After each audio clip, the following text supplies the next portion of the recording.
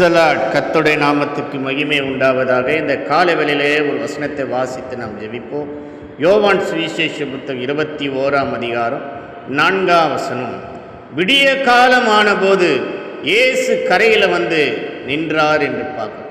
அன்பான கர்த்தருடைய இந்த காலவெளியில் கர்த்தர் உனக்காக வந்து நிற்பார். இது எந்தவித சூழ்நிலை, இயேசு உயிர்த்த இந்த ஒன்றே வந்து நிற்கிறார் கடற்கரை ஓரத்தில். சீசர்கள் எல்லாம் பின்மாற்றாக எல்லாம் போயிட்டாங்க. ஆனால் விடிய காலத்தில் இயேசு வந்து கரையில் நின்று தன்னுடைய சீசர்களை சந்தித்தார் என்று பார்க்குறேன். இந்த காலை வெள்ளையோட அன்பான கர்த்தருடைய உன்னை சந்திக்க இயேசு வருவார். சோர்ந்து போகாதே, கண்களை மூடி தேவனை நோக்கி நாம் பார்ப்போம். அன்பான இயேசுவே, இந்த யூடியூபுடைய இணைந்து ஜெபிக்கிற ஒவ்வொரு வாழ்க்கையிலும் விடிய காலமான போது இயேசு கரையில் வந்து நின்றார் என்று பார்க்குறோம்.